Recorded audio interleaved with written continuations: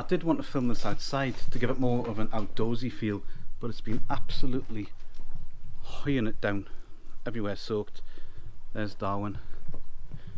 So I'm not going to get my kit wet, we'll just do this inside.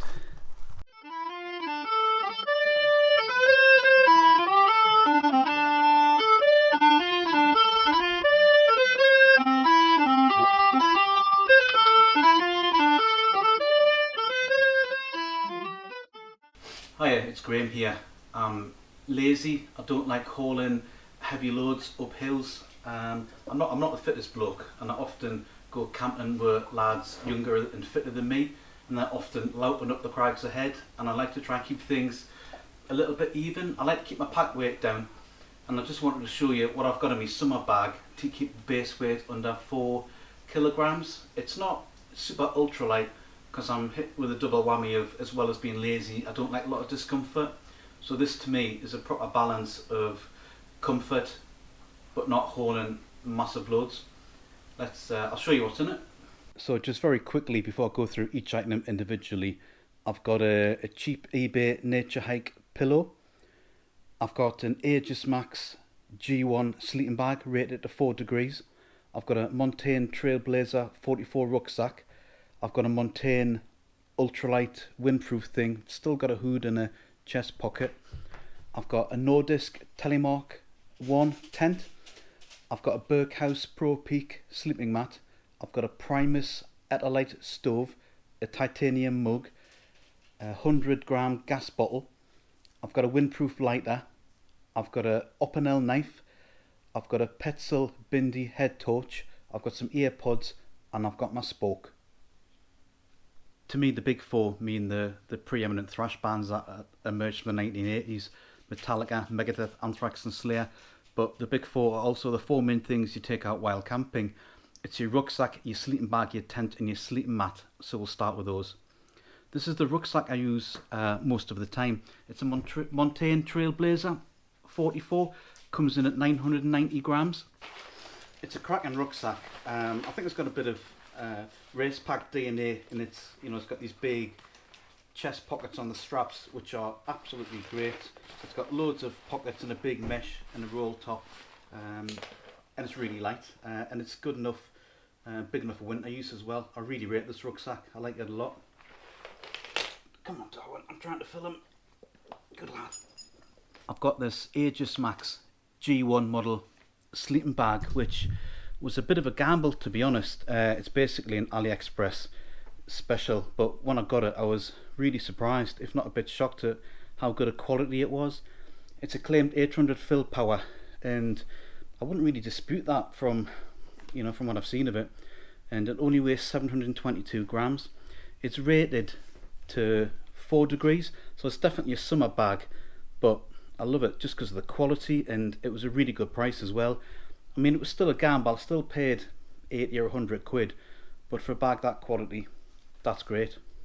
I've got my Nordisk tent that weighs 830 grams without the pegs, and I've done a full review on this before, so don't need to say much more about it.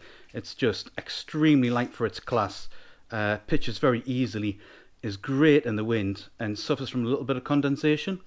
The 830 grams doesn't include the pegs. I normally just take the 7 Nordisk pegs that came with the tent. Darwin, man, you're right in the pegs. Go on, go on, good lad. Go on, come here. They're good quality, and I haven't seen any reason to change them out. And the sleeping mat I'm using at the minute is this Berghaus Peak Pro, weighs 480 grams. I forgot the R rating. I can only tell you it's lined and laminated with Primaloft, and I've never been cold in it. And it was a really good price. I think I got it in a deal for like less than 60 quid, which when compared to the Thermarests of this world seems like an absolute bargain. It's a really good mat. Alright lad. I nearly forgot about this. I always take a windproof jacket with me, ultralight if I can, and this is a montane. I forget the model, but it's really well made, even though it's 141 grams. And that includes a chest pocket, a zip, you can zip it from the bottom, and even a sort of simple hood. So it's a really nice bit of kit. I really like this jacket for its weight and for its quality, and I like montane gear in general. And the truth is, I've got a lot of montane gear, and the main reason for that, if I'm honest, is that I live a 3-minute drive from the montane outlet store. Spend a lot of my cash in there.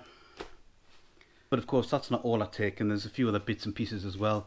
I had them all neatly lined up, but Darwin's knocked them around a bit, which is fine. But let's put them on the table so we don't have any more doggy disturbances. I take my primus at a light stove.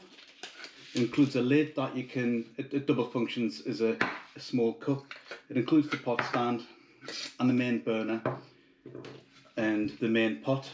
And we've got a little 3 screws here that convert the main burner into something you can use with a pan, a little pan stand.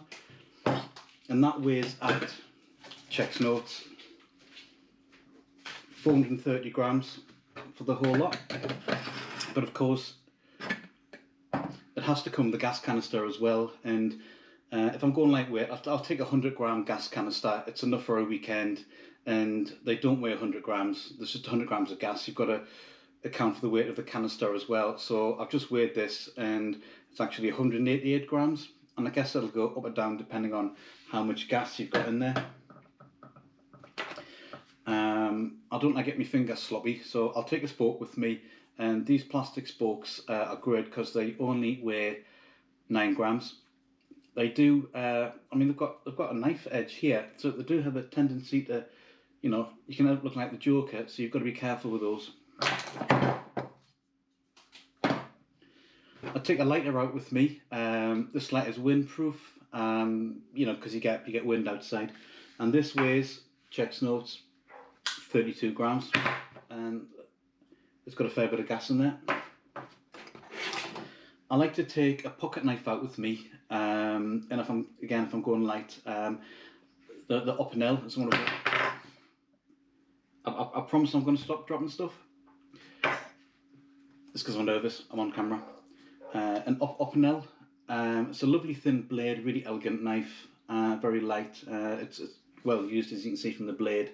It's not a display knife, and that weighs 27 grams. Very, very good. I always take my iPhone out with me, so I think it's fair to include it in the weight. I take photographs with it. I can do a little bit of video with it.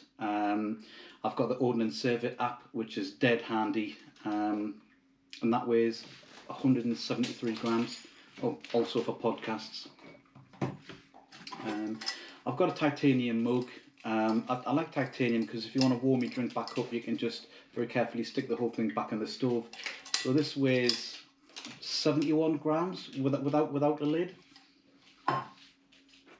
And I always take some earpods with me. It's just great to listen to a podcast at night as you drift off to sleep. So they're a bit of a luxury, but I always take them. And as far as the head torch, I want as lightweight as I could. I got the Petzl Bindi. It's brilliant. It's USB rechargeable, and it'll last even a weekend without recharging. And that weighs a beautiful 36 grams. Let me check.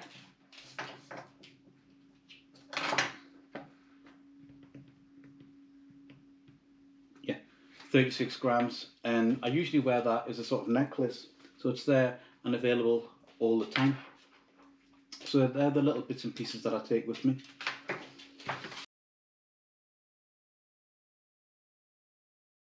So by my reckoning, the big four should come in at 3,089 grams, so just over 3 kilograms, and the whole kit together should come in at 3,955 grams, so the whole lot under 4 kilograms.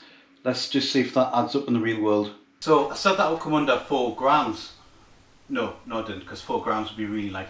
I said it would come under 4 kilograms, and I've packed it, and we'll weigh it now, see what the weight really is. I don't know if you can read this or not. I haven't bought the display mode for the GoPro yet. Can you see that? It actually reads just over 4 kilograms. Oh, I don't know. These things never work out quite right in real life.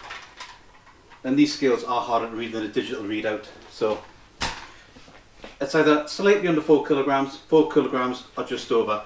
Either way, it's pretty darn light.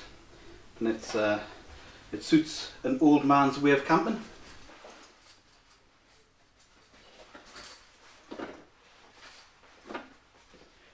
Thanks for watching. Maybe I'll see you out there on the hill sometime.